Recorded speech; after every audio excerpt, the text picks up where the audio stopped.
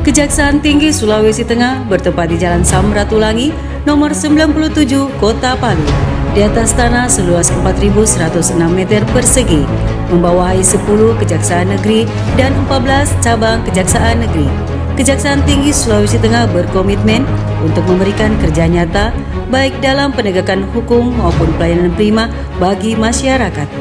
Sebagai perwujudan pembangunan zona integritas wilayah bebas korupsi menuju birokrasi bersih melayani, saya Giri Yasin, Kepala Kejaksaan Tinggi Sulawesi Tengah beserta jajaran berkomitmen dan konsisten untuk melakukan sebuah perubahan terhadap pola pikir yang adaptif, produktif, inovatif, dan kompetitif, serta penyelenggaraan birokrasi yang sederhana, simpel, lincah, dan cepat, guna terwujudnya tata kelola pemerintahan yang baik dalam rangka peningkatan pelayanan publik.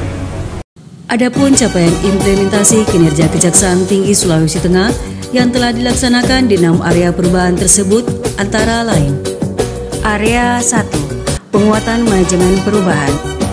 Telah dilaksanakan apel pencanangan WBBM dan penandatanganan fakta integritas oleh seluruh pegawai dan telah dibuat testimoni dari Forkompinda.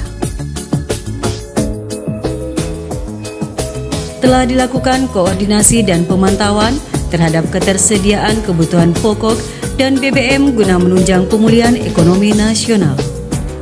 Telah dilakukan pendampingan dan walpam anggaran refocusing COVID-19 bidang datun dan intelijen sebesar Rp224.119.393. Telah memberikan pendapat hukum, pertimbangan hukum, dan telah dilakukan pendampingan proyek pembangunan Pemda sebesar 71 miliar. Telah dilakukan pendampingan PUPR bidang datun sebesar 7,1 triliun. Telah berhasil pemulihan penyelamatan keuangan negara bidang datun sebesar Rp3.572.923.980. Hasil dinas yang diperoleh bidang pembinaan sebesar Rp4.206.399. Telah dilakukan MOU Kejati dengan Pemda, Bank Mandiri, Bank BRI, RRI, Kanwil BPN, dan telah dibuatkan pendapat hukum dasar hukum pemberian sertifikat hak atas tanah pemukiman di atas air suku Bajo secara gratis. Telah dilakukan rapat-rapat koordinasi baik pendampingan, walpam, in-house training, bimtek, siraman rohani, dan senam, serta kunjungan kerja Kajati dalam rangka monitoring BBK dan WBBM. Telah dilaksanakan koordinasi ke Gubernur, Ketua DPRD, Polda Sultan, Korem, Ketua Pengadilan Tinggi Universitas Tadulako, IAIN Palu, dan PWI. Telah dilakukan pertemuan dan pengarahan kepada 30 elemen LSM, Kepala Balai PUPR, Satker, dan PPK. Telah dilaksanakan surat Jampinsus tentang petunjuk teknis pola penanganan perkara tindak pidana khusus yang berkualitas. Sudah dilaksanakan tindak lanjut MOU Kejaksaan Agung, Kapolri, dan Mendagri tentang laporan pengaduan masyarakat diselesaikan menyertakan APIP. Telah dilaksanakan pemeriksaan rapid test dan tes swab untuk seluruh pegawai dengan hasil negatif. Kejati Sulteng menjadi role model bagi instansi lain. Area 2, penguatan penataan tata laksana.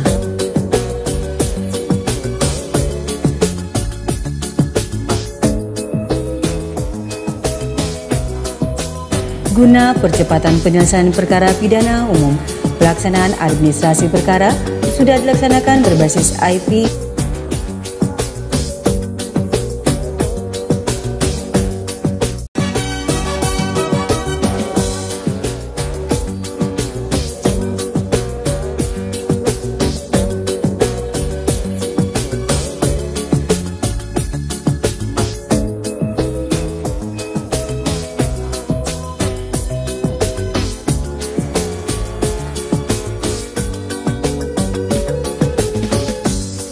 dan untuk terciptanya peradilan pidana cepat, sederhana, dan biaya ringan.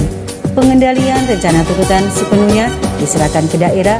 Surat Kejati Sulteng nomor B234 tanggal 10 Februari 2020 tentang tuntutan perkara tindak pidana umum, kecuali rencana tuntutan bebas seumur hidup, hukuman mati, dan percobaan. Selama COVID-19 telah dilaksanakan persidangan secara online, telah dilaksanakan pengisian data SIM-Kari dan CMS oleh Pidum dan Pitus 100%. Telah dibangun aplikasi berbasis IT antara lain e-Office, e-Pendekar Pitus, dan IPALA.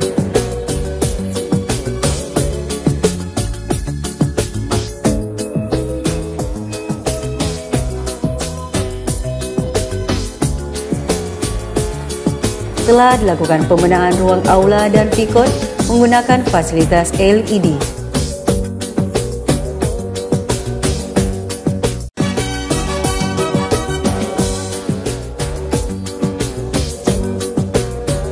Dan penambahan banner-banner anti korupsi serta pendataan pegawai berbasis SIMAPEK dan pembuatan database pegawai.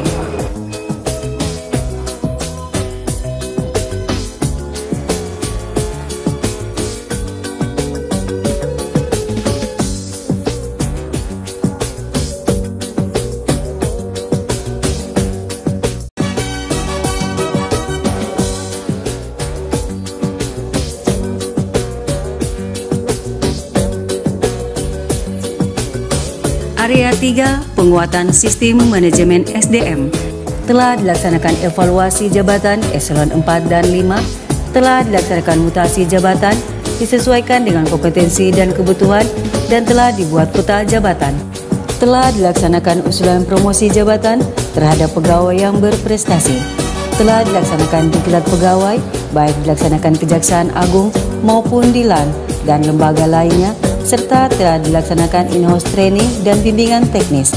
Melakukan evaluasi dan monitoring pencanangan WBK-WBBM, Kejati dan Kejari-Kejari dengan membentuk tim MONEF. Area 4, penguatan akuntabilitas kinerja. Jumlah perkara korupsi yang ditangani oleh Kejati Sulteng tahun 2020. Penyelidikan 1 perkara, penyidikan 8 perkara, penuntutan 9 perkara, perkara yang sudah putus 7 perkara, perkara yang sudah mempunyai hukum tetap 2 perkara, dan upaya hukum 5 perkara. Telah dilaksanakan operasi intelijen Lead Pamgal dan kegiatan Walpan Proyek Strategis Nasional.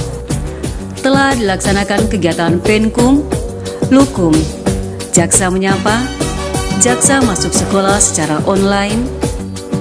Telah berhasil mewakili pemerintah RI, ceki Presiden RI, dan memenangkan gugatan perdata.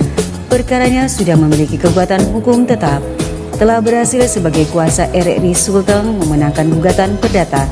Telah memperoleh SKK tahun 2020 sebanyak 20 SKK. Capaian penyerapan anggaran sampai dengan bulan Mei tahun 2020 sebesar 46%. Area 5, penguatan pengawasan. Telah dibangun Sekretariat Unit Pengendalian Gratifikasi, Whistleblowing System,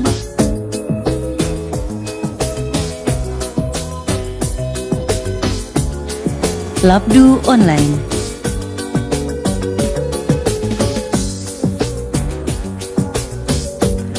Telah dibentuk tim Sabet Pungli Daerah maupun Kejati. Telah dilaksanakan penjatuhan hukuman disiplin. Selama COVID-19 telah dilakukan inspeksi umum dan pembuatan petunjuk hasil inspeksi secara online. Telah dilaporkan LHKPN oleh seluruh pegawai Kejati Sulteng dengan indeks kepatuhan 100%. Telah melaksanakan aplikasi e-Sadap sejak Januari 2020. Telah dibangun ruang pemeriksaan khusus yang dilengkapi dengan CCTV.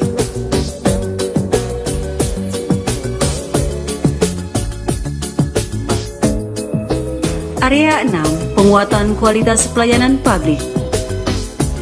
Masa pandemi COVID-19, kegiatan perkantoran dilaksanakan sesuai dengan protokol kesehatan maupun petunjuk dari pimpinan. Penyemprotan kantor, rumah dinas, dan fasilitas umum. Telah dibangun fasilitas mencuci tangan, pengukuran suhu tubuh, dan pemakaian masker bagi tamu dan seluruh pegawai. Telah dilaksanakan kegiatan Jaksa Peduli COVID-19. Telah dilakukan review terhadap 125 SPO sesuai dengan kebutuhan, antara lain bidang pembinaan dan sekretariat 34 SPO, bidang intelijen 21 SPO, bidang pidum 38 SPO, bidang pitsus 2 SPO, bidang datun 10 SPO, dan bidang pengawasan 20 SPO. Melakukan sosialisasi pencanangan zona integritas BBBM melalui media sosial dan media center. Bekerja sama dengan BPS Sulteng telah melaksanakan survei mandiri secara online dengan hasil sangat memuaskan. Menyediakan parkir khusus wanita, pemasangan CCTV, free wifi, penambahan fasilitas di Masjid Al-Mizan Kejati Sulteng, serta melakukan pengajian rutinitas bagi anak-anak. Memasang jalur evakuasi di area kantor.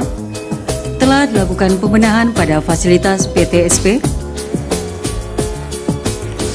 sesuai dengan tugas pokok dan fungsi Kejaksaan Tinggi Sulteng, memiliki 3 program unggulan. Produk unggulan TK Adiaksa. TK Adiaksa 22 pertama kali beralamatkan di Jalan Samratulangi nomor 97 Palu.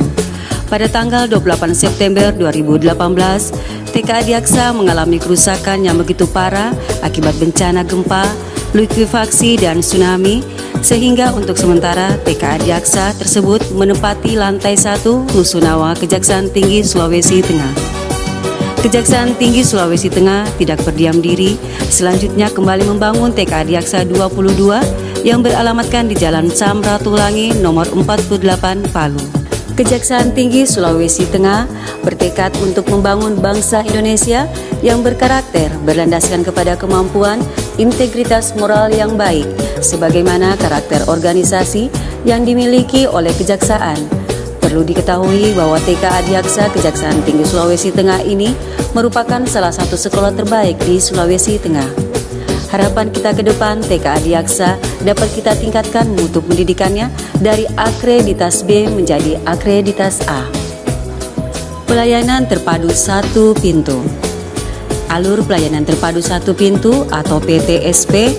PTSP adalah pelayanan khususnya terhadap masyarakat maupun dengan mitra kerja dalam memberikan pelayanan dengan cepat, baik penerimaan surat atau berkas, penanganan perkara yang dilimpahkan dari kepolisian ke kejaksaan.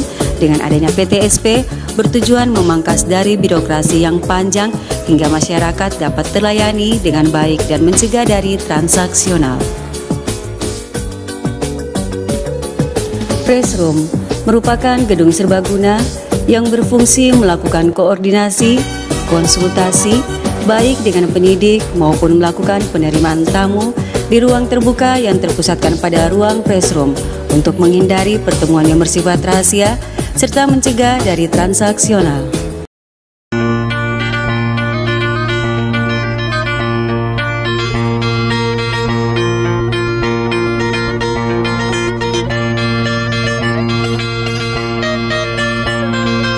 Program Pembinaan Masyarakat Desa, suatu program yang dibangun dan dikembangkan untuk memfasilitasi masyarakat untuk memperoleh sertifikat secara gratis on proses.